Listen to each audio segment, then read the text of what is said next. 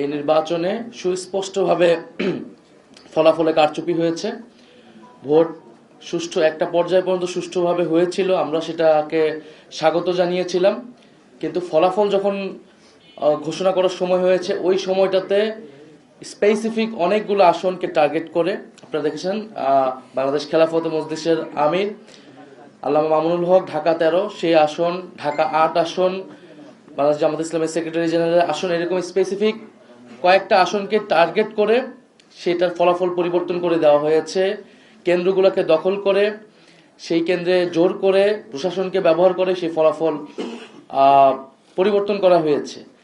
এখন যেই প্ল্যানের কথা আমরা শুনেছি, আমরা সেই প্ল্যানের একটা বাস্তবায়ন বা সেই প্ল্যানের একটা স্বরূপ কিন্তু এই নির্বাচনে আমরা দেখতে পাচ্ছি।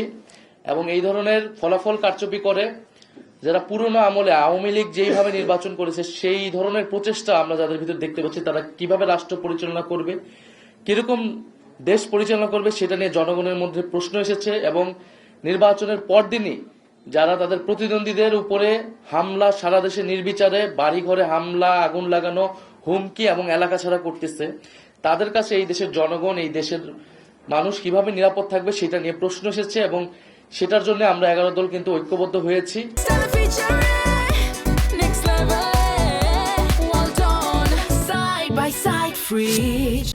এবং ডক্টর শফিকুর রহমান বলেছেন স্পষ্টভাবে যে এটার জন্য রাজপথে নামার প্রয়োজন হলে আমরা সেটার প্রস্তুতি নিচ্ছি। কারণ এই দেশের মানুষকে, যারা 11 দলের পক্ষে নির্বাচনে কাজ করেছে, নেতাকর্মী সমর্থক, তাদেরকে হেফাজত করা, তাদেরকে রক্ষা করার দায়িত্ব আমাদের।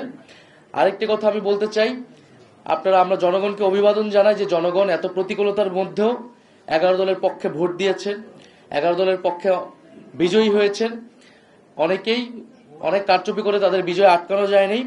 আপনারা দেখবেন যে গণভোটে কত পার্সেন্ট ভোট পড়েছে, 60% ভোট পড়েছে, 60+ ভোট পড়েছে। এই নির্বাচনে কিন্তু সুস্পষ্ট দুইটা পক্ষ ছিল, একটা সংস্কারের পক্ষ, পরিবর্তনের পক্ষ, যারা সংস্কার চায়, গণতন্ত্র চায়, চাঁদাবাজি বন্ধ করতে চায়, দুর্নীতি লুটপাটে বন্ধ করতে চায়, বিচার এবং সংস্কার চায়, আধিপত্য তো বিরোধিতা চায়। আরেকটি পক্ষ যারা পুরনো বন্দোবস্ত, পুরনো রাজনীতিকে প্রতিনিধিত্ব করেছে, যারা 72-এর সংবিধানকে চেয়েছে, যারা পুরনো যত ধরনের রাজনীতি আছে, যারা ঋণ খেলাপিদেরকে প্রশ্রয় দিয়েছে, যারা লুটপাট দুর্নীতি, সেই একই রাজনীতি করতে চায়।